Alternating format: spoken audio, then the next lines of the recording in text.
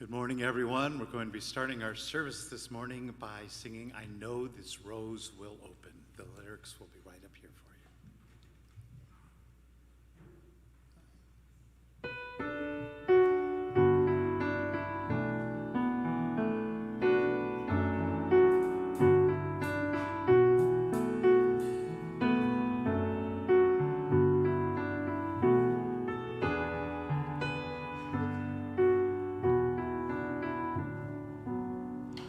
I know this rose will open. I know my fear will burn away. I know my soul will unfurl its wings. I know this rose will open.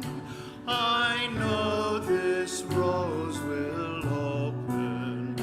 I know my fear will burn away. I know my soul will unfurl its wings. I know this rose will, one more time. I know this rose will open. I know my fear will burn away. I know my soul will unfurl its wings. I know this rose will open.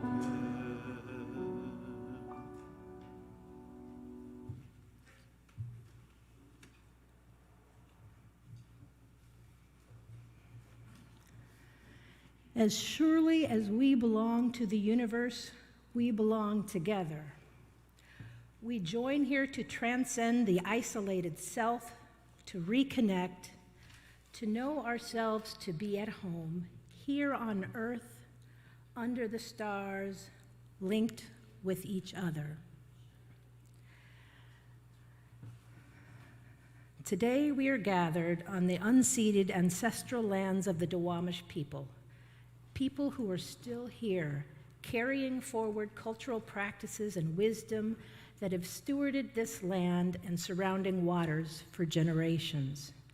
As we feel ourselves firmly grounded on the land beneath us, let us remember that we did not arrive here by chance, but as beneficiaries of laws that displaced the Duwamish from their homes, banned them from gathering their food, and strove to erase their language and culture. In addition to the harm of this stolen land of indigenous peoples, we acknowledge the stolen bodies of Africans captured and sailed to foreign shores, and the stolen labor of Black, Indigenous, and other people of color. In this acknowledgement, let us have the courage to consider our role in the repair of this legacy of violence and erasure.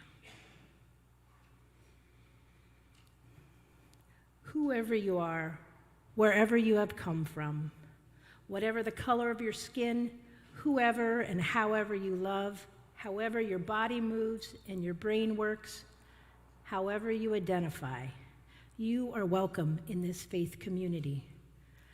Our Unitarian Universalist tradition has no test of faith, no creed or oath to swear.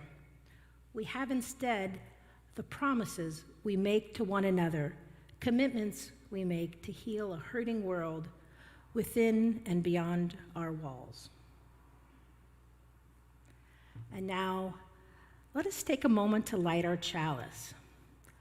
Our chalice lighter today is John Fawcett Long. John, would you please come forward? The hours of day and night are in balance. In honor of earth-centered traditions that celebrate this time of year, we observe that the flaming chalice holds the elements of the four directions: earth, air, fire, water.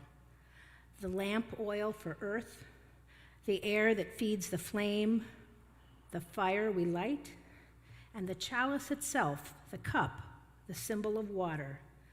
We light our chalice and reflect on the balance we seek in our lives, the balance we seek in our hearts, the balance we seek in our world. Now, please join me in speaking the words of our congregation's affirmation. Love is the doctrine of this congregation. The quest for truth is our sacrament, and service is our prayer. To dwell together in peace, to seek knowledge in freedom, to serve humanity in fellowship. Thus do we covenant with one another. Thank you, John. Welcome to the Westside Unitarian Universalist congregation. I am Liz Bucklew, a member of the worship team, and it is a great joy to be gathering with you for this service on the theme of climate justice and faith. To celebrate Earth Month, our environmental justice group invited guest speaker Deb Hagen-Lukens to talk about our unique role as a faith community in responding to the urgency of the climate crisis and extending our common home as part of living, extending care for our common home as part of our living values. Deb Hagen-Lukens is a retired UW adjunct professor in entrepreneurship, a business owner and public relations executive, and forever an advocate for environmental protection and sustainable innovation. A trained Climate Reality Leadership Corps member, Deb is still active with the environmental entrepreneurship community and serves on the advisory board of RISE Strategy. She regularly speaks with the Westside Faith community members about environmental awareness and action, including participating with Earth Ministry, Washington Interfaith Power and Light's Colleague Connections community of greening faith organizations. She currently leads the Creation Care team at Peace Lutheran Church in West Seattle, which is working to reach carbon neutrality by 2030. If you're with us for the first time or the first time in a while, welcome. We're so glad that you are here to share in this time, to make some space in your life, to attend to your heart and your spirit, to come together in community.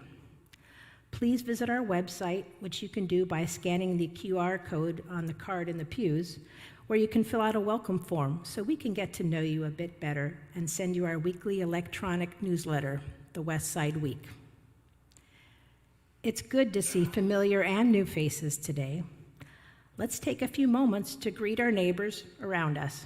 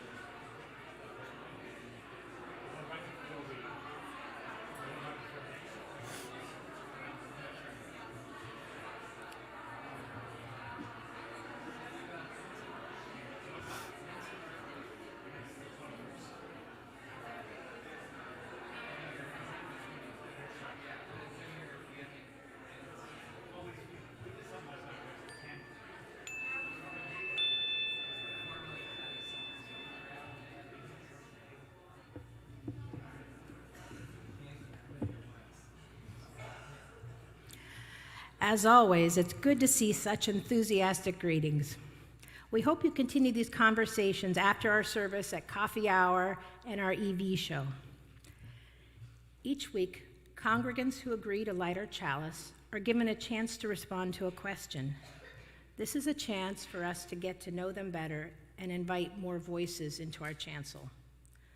John Fawcett Long has been asked, what does it mean to be you in this season of your life?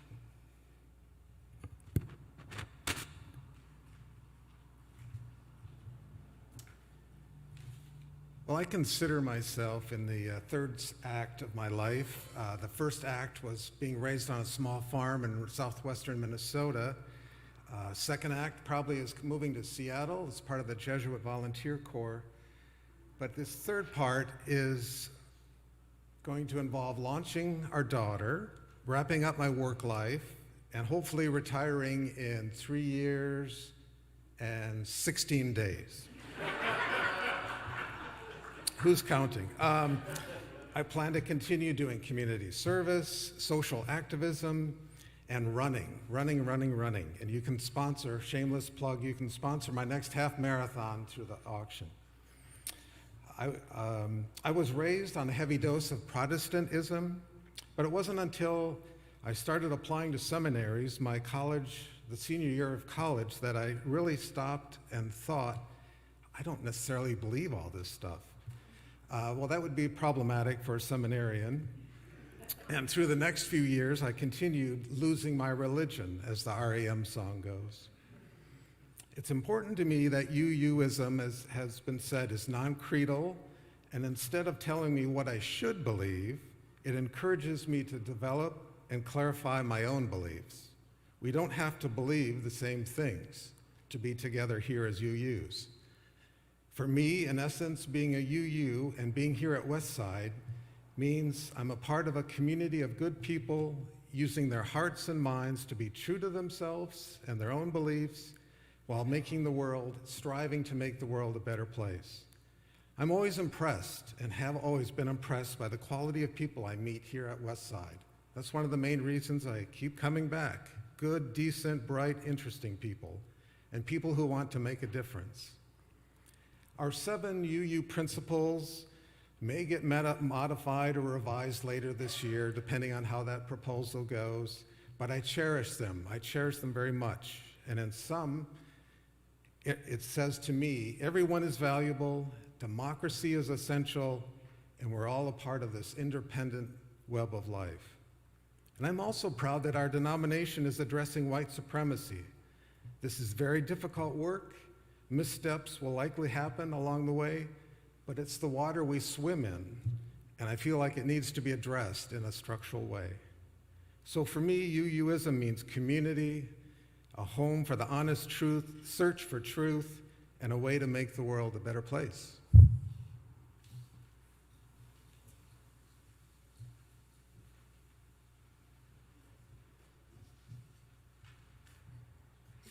Thank you, John.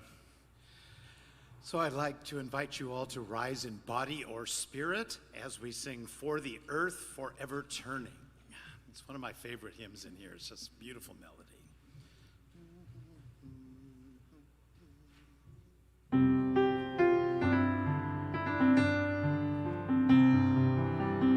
For the earth forever turning, for the skies for every sea, for our lives, for all we cherish, sing we our joyful song of peace.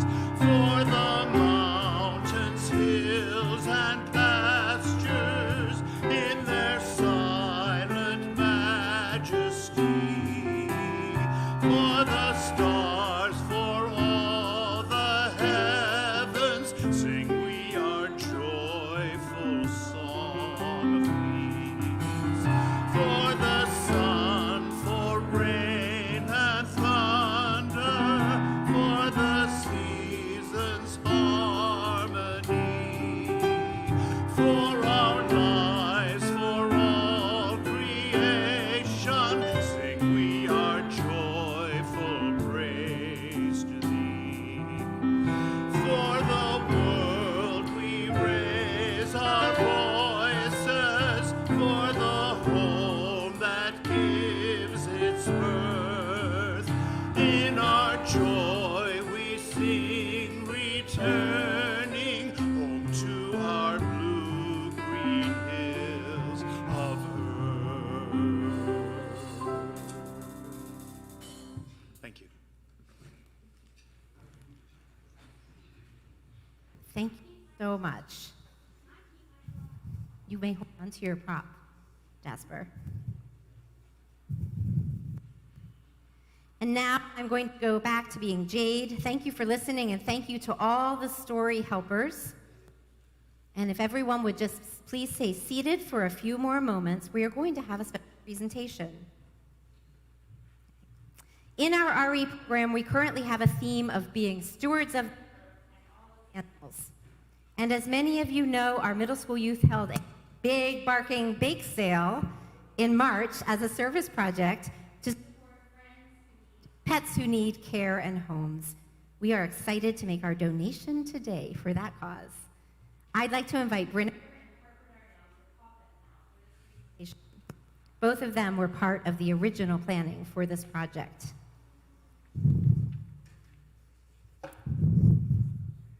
Good morning. My name is Harper Darnell. In January, our middle school group brainstormed projects we'd like to do in our E-class and voted on them.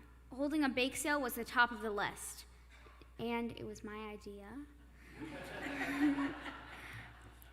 We agreed that we wanted to donate our proceeds to an organization that helps animals in need.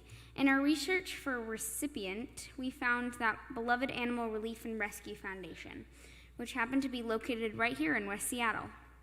Their mission is to collect donations from the community to provide directly to pet service shelters, food banks, and community outreach groups, and feral cat colony caretakers. Try saying that 10 times fast.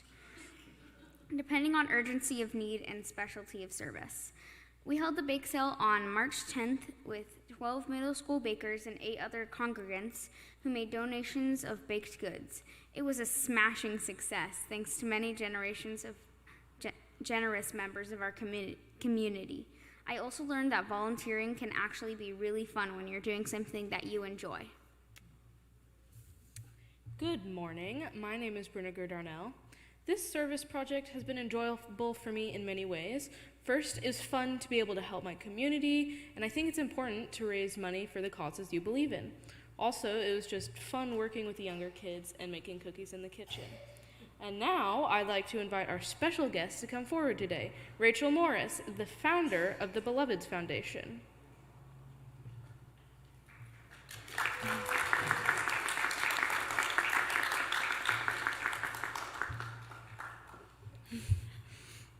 Rachel, we think the work you're doing with your foundation is important, especially with the structure you've set up to distribute donations of supplies, food, and funds to the shelters in need all over Seattle, so you're able to reach many more pets and families.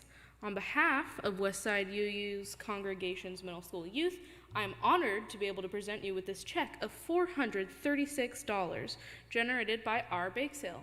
We're excited to explore opportunities for service with you along the way, and to hopefully pull some cute kittens and puppies along the way.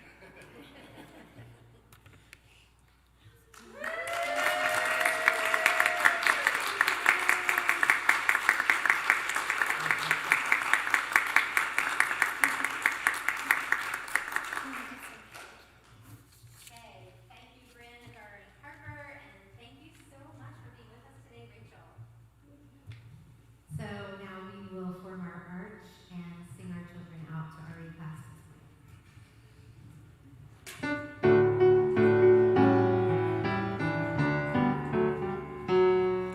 We hold you in our love as you go. May your heart be at peace as you go. To nurture the spark of your precious life. We hold you in our love as you go. Let's sing it again so they can hear it. We hold you in our love as you go, as you go. May your heart be at peace as you go. To nurture the spark of your precious life. We hold you in our love as you go.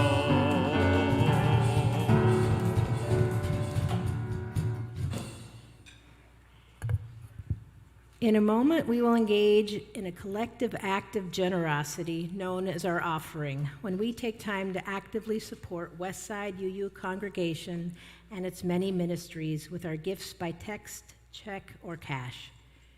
Each month, we choose a community organization to share 1/3 of our undesignated offering gifts. That is, donations not designated as your pledge contributions. For the month of April, our community giving recipient is WSUU Youth Programs. The Westside Youth Programs, each year our community generously donates an offering to replenish our youth program funds, which are used primarily to support high school-aged youth in participating in regional and national UU events and leadership opportunities. Youth programming, both within and outside our Westside community, can be deeply impactful. It provides a sacred, radically welcoming space for youth to feel belonging, to explore their values and beliefs and how to live them, and to experience leadership roles outside of their comfort zones. Sometimes high school can be an isolating experience.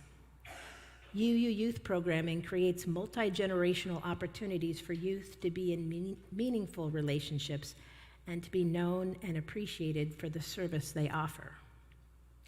You can give by text by sending a message with a $sign and the amount you want to give to the number on the screen.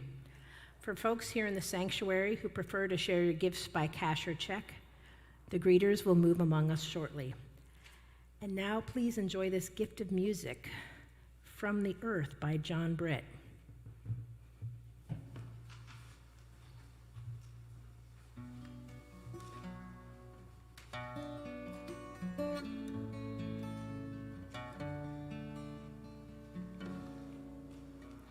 From the earth with heart and mind and hands. From the earth with heart and mind and hands. From the earth we shape the clay. We hope to keep the storms away. But Mother Earth will have her say again.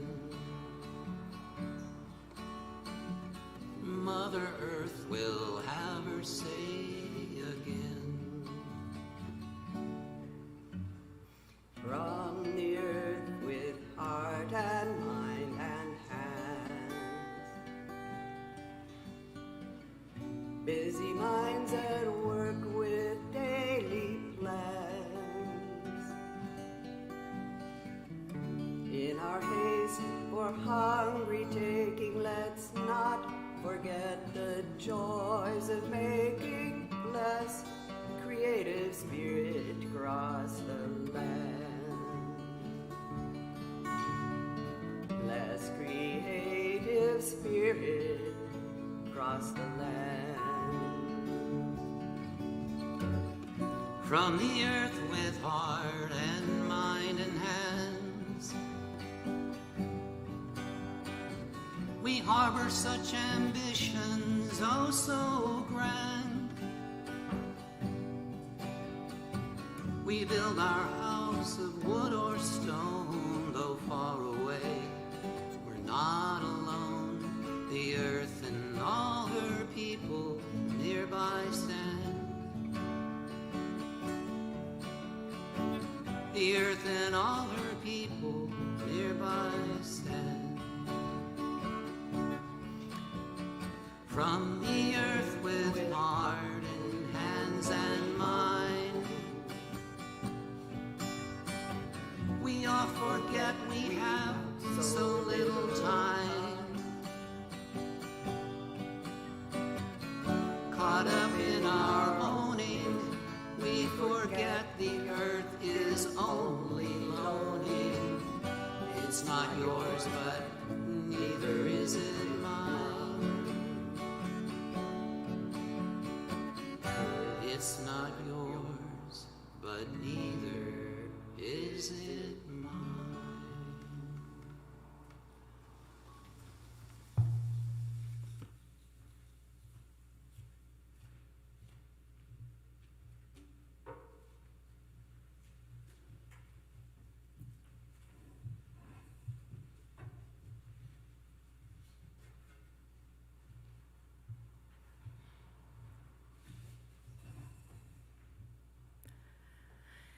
Thank you for giving as you were able to support Westside and WSUU youth programs. Your generosity of time, treasure, and presence are gifts that sustain us as a community. And thank you to Riley and John. During each of our services, we like to take a moment to make collective space for holding the joys and sorrows of this community. As a reminder, if you'd like for a joy or sorrow to be shared from the pulpit or with our minister, you can find a form to submit that in our newsletter. Heart failure. She had a happy life to the end.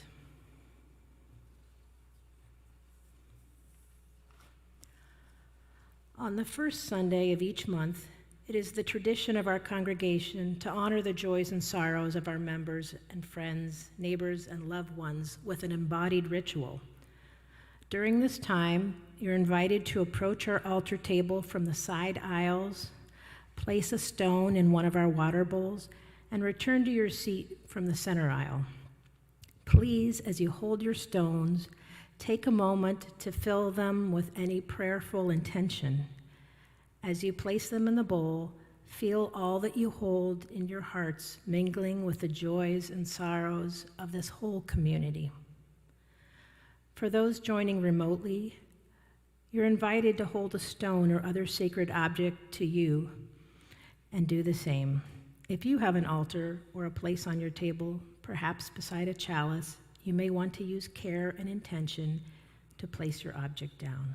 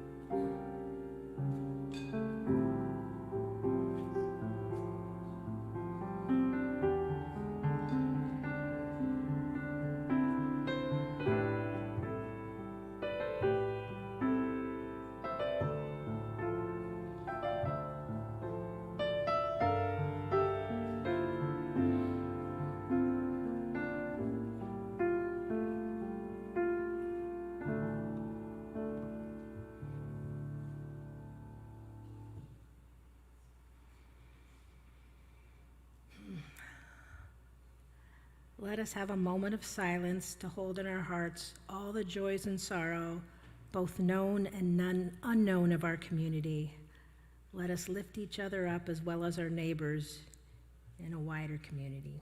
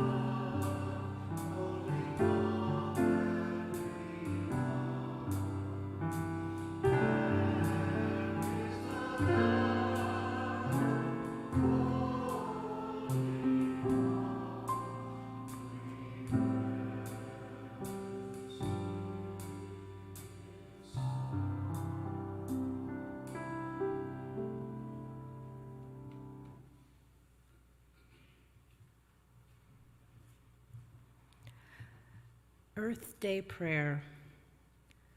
Spirit of life, Spirit of earth, Spirit of all that breathes and all that is, we love you. We love this planet and its people and its beings. We love this interdependent web of all existence of which we are a part.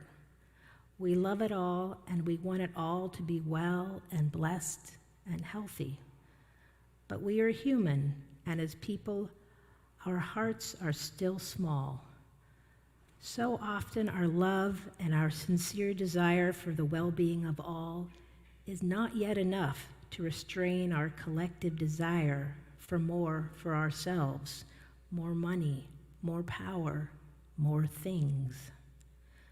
So often we act in the service of that desire for more, in ways that harm our fellow humans and the countless beings with whom we share this earth. And so often, even when we would do otherwise, we feel powerless. The problems are so big, the scale so enormous. What can one person or one small group really do? But today, let our prayer be for hope and commitment to stay in the struggle, to do what is right as best we can each day, and to love you, Spirit of earth and ocean, stars and rocks, beings of every kind, not least our human neighbors, to love this glorious whole as we love ourselves, for we are you and you are us. Blessed be.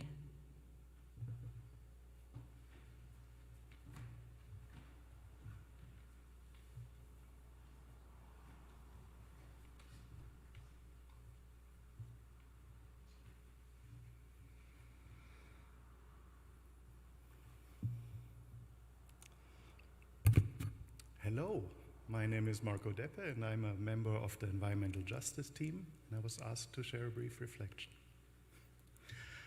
And I thought I would talk a little bit about how I came to Westside, because it's actually a climate activist story. In 2015, our family joined a youth-led climate organization called Plan for the Planet. And Westside has graciously hosted them a few times to do their new ambassador training in the past. And they're still locally organizing, though they're now called Climate Action Families. Unfortunately, my two high schoolers don't have time for that kind of stuff anymore. But they did a lot of great work there, planting trees and speaking about climate change and possible solutions, often in front of big crowds, which had me always very proud and in awe. And in 2016, a group of international climate organizations, among them 350.org and others, called for a 3-week protest, a global protest, under the headline "Break Free from Fossil Fuels." And they did happen in dozens of countries, but locally the Break Free event was held on Saturday, May 14th, 2016. And there it was, "It's in our hands, an Indigenous Day of Action."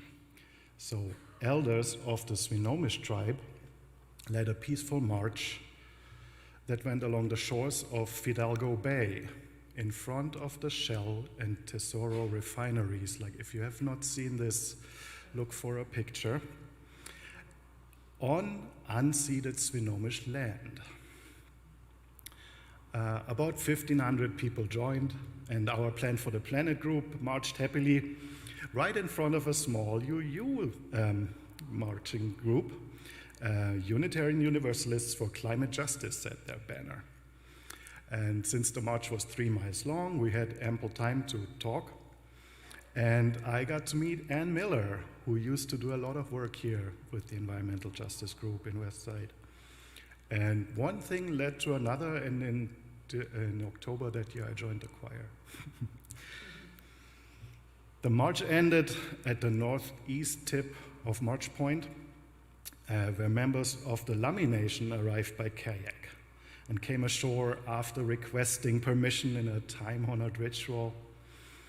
And they told about the recent legal battle they won against the giant coal export terminal and promised their support for this cause. After the march, it was time for the People's Climate Conference, and Sarah and Tim, 8 and 10 at the time, got to deliver the 3-minute keynote speech, where Tim told people to buy less plastic crap from China, and Sarah said the best thing to do is keep fossil fuels in the ground. There were more speakers, of course, but if anybody wants a video to that speech for my kids, contact me. The day ended with local activist Paul Chiocton Wagner. He's a Coast Salish storyteller and flutist leading a luminary procession. We got to carry silk salmon lanterns through the dark streets of Anacortes. Our friend Denise had actually created those for COP21, the international climate negotiation in Paris the year before, which unfortunately did not contain any mention of phasing out fossil fuels, so that was a key reason why Break Free was organized in the first place. And then the next one was probably the Shell Polar Pioneer semi-submersible offshore drilling rig that was in the port of Seattle for a little while. And remember kayaktivists? Paul's beautiful flute and drum sounds created a very somber atmosphere. But it was also hopeful. If you have participated in a protest or action, you probably know what I'm talking about. It's very easy to fall into despair when one pays attention to the climate news. But as my friend and fellow climate activist Sue Lenander says, the medicine for fear is community and action and compassion. So again, I'd like to invite you after the service to come outside to our EV show, talk to the peeps. They are happy to share what their experience was. And yeah, we would like to encourage more people to go the EV route. We think it's possible. And we will also have some material downstairs. Thank you.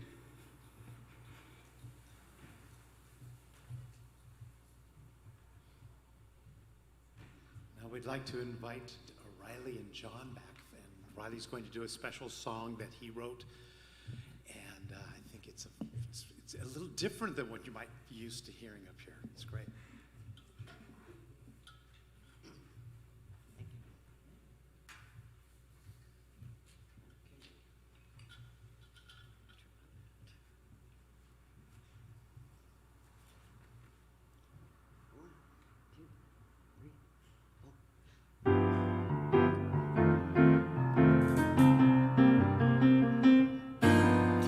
Earth is just a tiny ball rolling through the sky. It's just a tiny ball a-rolling through the sky. They say a bang's what made it all. We just don't know why. Earth is just a little pea shooting round that sun. Ain't nothing but a itty-bitty pea shooting round that sun. Since we don't know why we're here, might as well have some fun. Earth's a social butterfly, kicking it with the moon. Woo! Earth's a social butterfly, kicking it with the moon. Come on, y'all, let's up and dance. Somebody rattle the spoon. Dick yada doodly yada dee dee dee. Diggly yada doodly yada doo doo doo. Dance, baby, dance. Go, baby, go. Dance, dance, dance to the solar romance.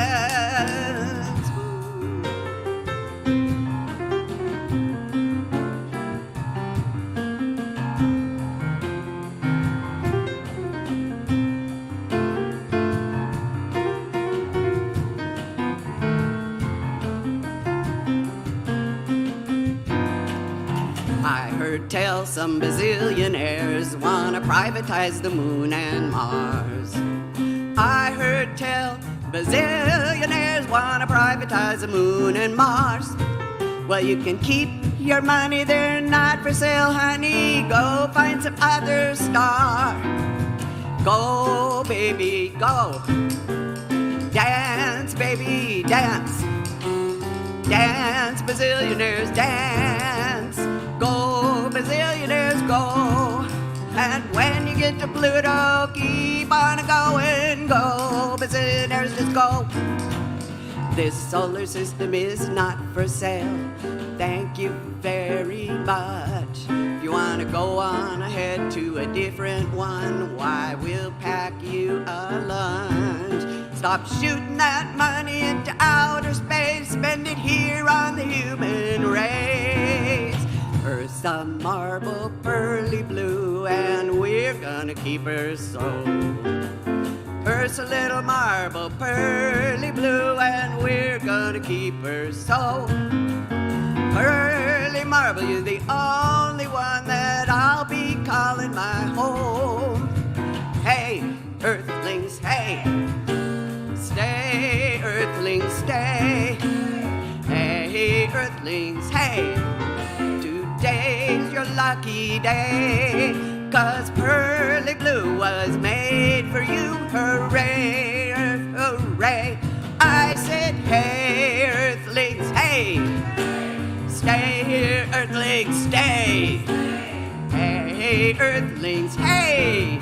Today's your lucky day, 'cause pearly blue is perfect for you.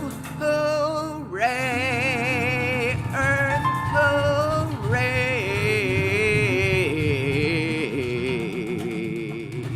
Yeah!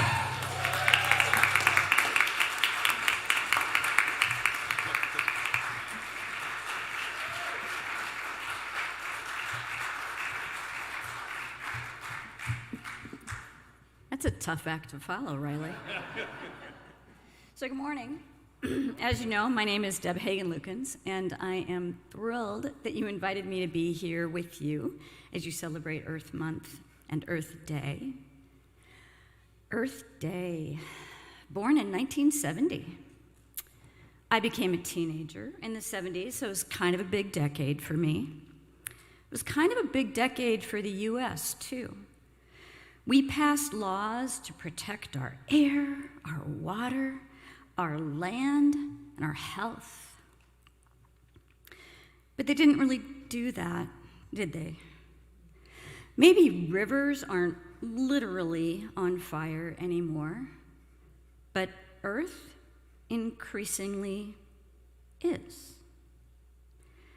Every 24 hours, we pump 162 million tons of man-made global warming pollution into the thin shell of our precious atmosphere. That is not progress. So what happened? Well, while we were told milk did a body good and beef was what's for dinner, huge ad campaigns from two of the food sectors with the largest carbon footprints, the voices of environmental champions in our capitals lost out to calls for deregulation, shareholder value, and energy independence, bolstered by ad campaigns like those and by massive fossil fuel-funded misinformation campaigns we didn't really know anything about. When climate scientist James Hansen warned Congress about global warming in 1988, few listened. Instead, it was drill, baby, drill, until all our winds and even our very future is threatened. We now can see the climate changing. Creation is crying for our help. What will we do? In her essay, Loving a Vanishing World, published in the 2021 book, All We Can Save, Emily Johnston of 350 Seattle writes, imagine if only 10% of the country started engaging deeply, even just one day a week. Our possibilities will be entirely different from what they are now, because our existing system, the one that's hurtling us toward disaster, depends entirely upon our disengagement with one another. It depends upon our belief that we can't really have an impact on what we care about. But we can, together, even without committing a day a week. Everyone I have ever met advocating for environmental action has a story about what pushed them beyond caring for the environment to acting. Maybe they returned to a beloved natural place to find it irreparably damaged by the changing climate. Or maybe they found their perspective profoundly changed after reading a powerful book or attending a great lecture. But always something nudged them forward to take that next step. I guess my something came in 2017 when I trained with the Climate Reality Project. I was on the board of a local environmental nonprofit. I had already been donating money for environmental protection for nearly 20 years. After being adjunct faculty at UW since 2007, I jumped at the chance in 2011 to teach the practicum on environmental innovation. Every year, more and more of my time went toward this work. But those pivotal 3 days of training gave me a push I hadn't previously felt. I have since canvassed in campaigns for candidates and initiatives and advocated to our elected officials at all levels, like many of you. I talk about climate action wherever I can and encourage everyone to talk about the climate crisis and the very, very urgent need to stop making climate change worse while we implement every solution available to us to make things better. By the summer of that training, the church I belong to, Peace Lutheran, near here at 39th and Thistle, had been celebrating an annual season of creation for 7 years, been recognized by Earth Ministry as a greening congregation, planted trees and installed cisterns and rain gardens, and I had nothing to do with any of it, unless you count lending moral support, yes votes, and offerings. My focus had been on businesses. Then I carpooled to the climate reality training in Bellevue with our green team leader. Nudge, nudge, I joined. The next year, we asked our congregation to publicly endorse a ballot initiative to price carbon pollution in Washington state. The sometimes tense debates among our members laid bare differences of opinion on whether faith organizations should get involved like that. The vote was not unanimous, but it was in favor. And it felt like a collective something. We had certainly stepped forward into greater action. In 2020, we elevated creation care to a ministry focus defined by this language. From the beginning, God has entrusted the human community with tending and caring for Earth, our common home. In this time of unprecedented threats to the planetary systems that sustain life, we commit ourselves to the vocation of creation care once more. We recognize the interconnectivity and worth of all God's glorious creation and commit ourselves to care for the land, the air, the water, and the fellow creatures with whom we share this home. In and through our worship life, policy decisions, education offerings, actions, and ecumenical relationships, we commit ourselves to sustaining Earth and seeking justice and compassion for all that God has made. 2 years later, we adopted a climate action plan intended to bring us to carbon neutrality by 2030. We structure our planning around Earth Ministries' green fields, integrating climate action into every facet of our church life. We measure our impact with the Cool Congregations calculator available through Interfaith Power and Light. Also, in 2022, we applied to a statewide program in Washington called EnviroStars, and I strongly encourage you to explore it. When we applied, we had no idea that when they recognized us as partners, they'd give us all kinds of free stuff and help to further improve. They rewired our fellowship hall lighting to accept LED bulbs for free. We're now EnviroStar champions. Their downloadable checklist for faith organizations and businesses, which is a little weird, is handy for auditing how well you're already doing. It's also a great tool for prioritizing a punch list to keep using less energy and producing less waste. When I talked about my own journey, you might have noticed that at no time did I say I was a scientist. I am not.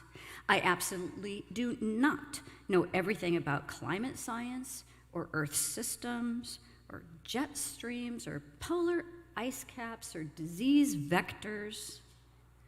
I know very little, really, except this. Humans created climate change, and only humans can do anything about it. And our opportunity to make a difference is shrinking right along with those ice caps. Unlike me, Canadian Catherine Hayhoe is a scientist, an atmospheric scientist, in fact, a professor at Texas Tech University and chief scientist for the Nature Conservancy. She's also a person of faith, which greatly influences how she responds to the climate crisis. In her excellent book, Saving Us, A Climate Scientist's Case for Hope and Healing in a Divided World, Hayhoe addresses humanity's dominion over living things on Earth.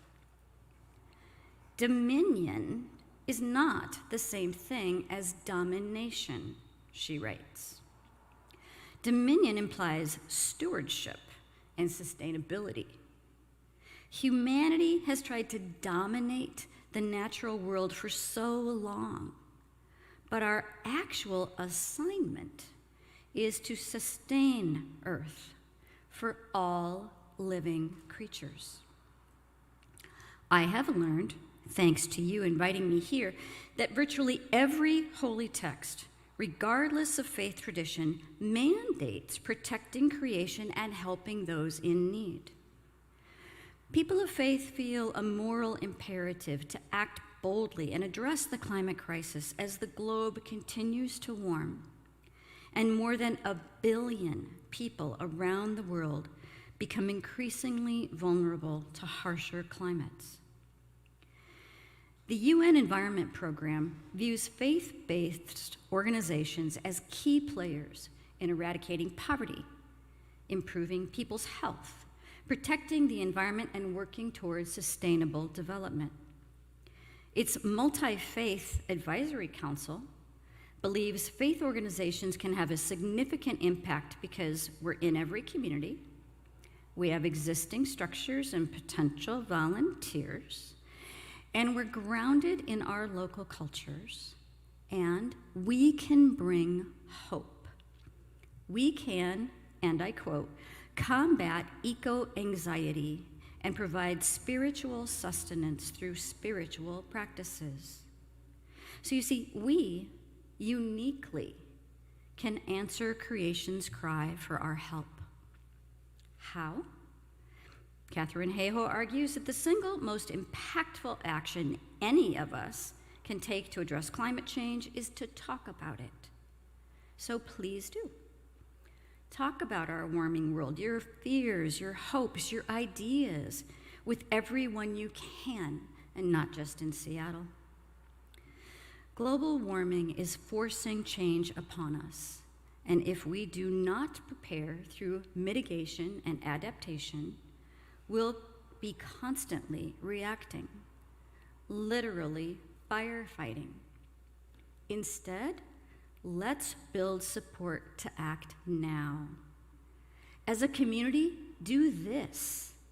Embed creation care into your worship services throughout the year and explore the connections between your faith and the earth through your education programs. Regularly shine a light on the UU Association's 40-year-old 7th principle to respect the interdependent web of all existence, of which we are a part.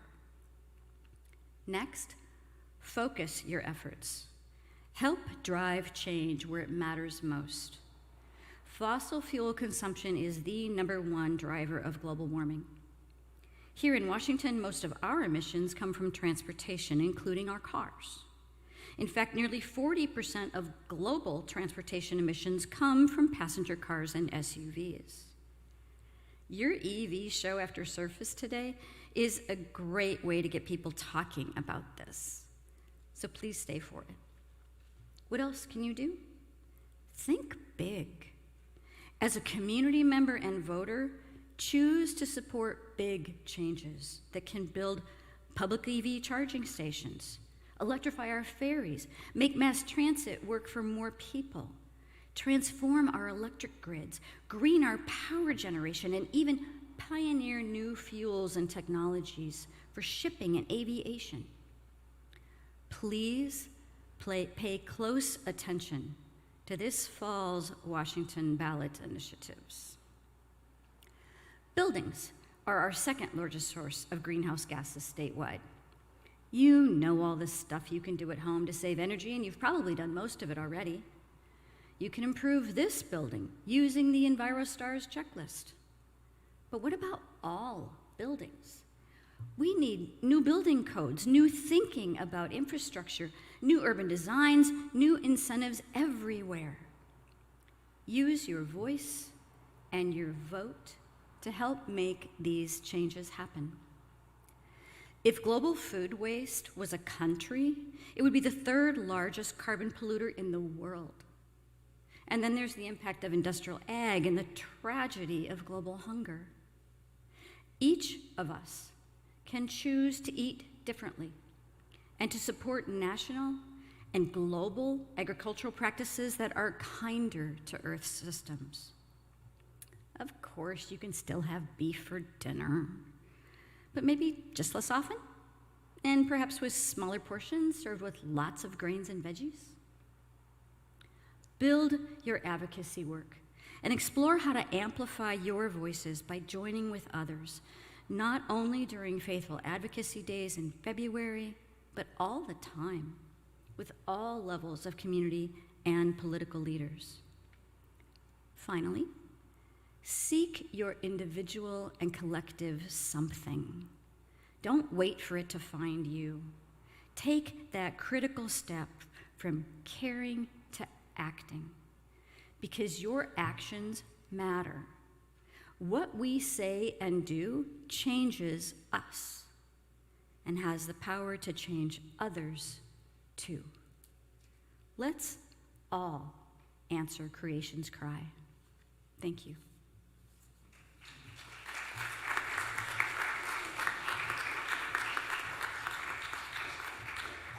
Thanks so much, Deborah. That was wonderful. Thank you. So I'd like to invite you all to rise in body or spirit as we sing Blue Boat Home. And as we're singing this, let's really think about this idea of we have this home that we all belong on, and I know this is a beloved song, but take it particularly to heart and think about what we're doing here on this planet.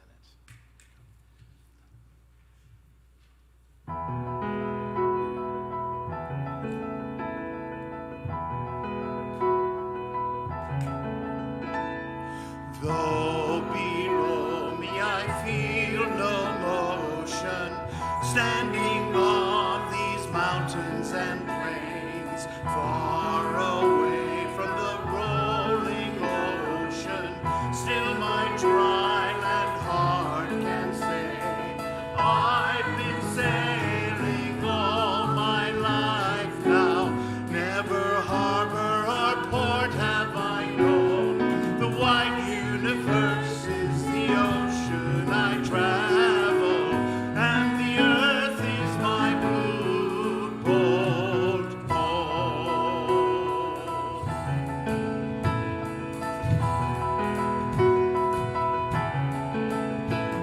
Sun, my sail, and moon, my rudder, as I ply the starry sea, leaning over the edge in wonder, casting questions into the deep, drifting here with my ship's companions, all we kindred pilgrim souls, making our way by the lights of the heavens in our beautiful blue boat home.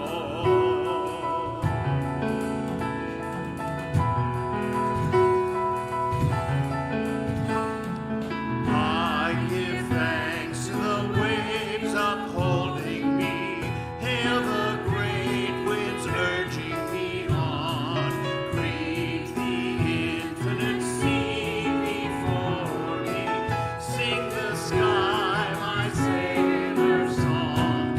I was born upon the fathoms, never harbor or port have I known, the wide universe is the ocean I travel, and the earth is my blue boat home.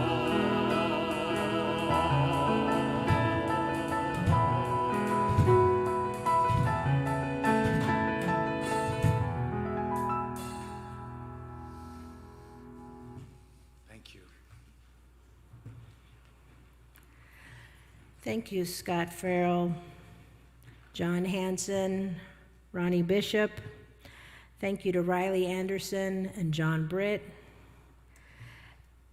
Thank you to Deb Hagen-Lukens, Marco Deppe, Jade Wild, Brinegar and Harper Darnell, John Fawcett Long, Nate and Henry. Thank you to our greeters and our hospitality team. As always, it's a pleasure and a blessing to do this sacred work together. Please rise in body or spirit for our closing words from Vern Barnett. I pledge allegiance to the earth on which I stand, to the environment of which I am a part, one planet in a process with soil, water, and air like one body, indivisible, with resources to be cherished and protected by all. And now, As John releases our flame, may you go into this week blessed and blessing the world. We hold you in our love as you go.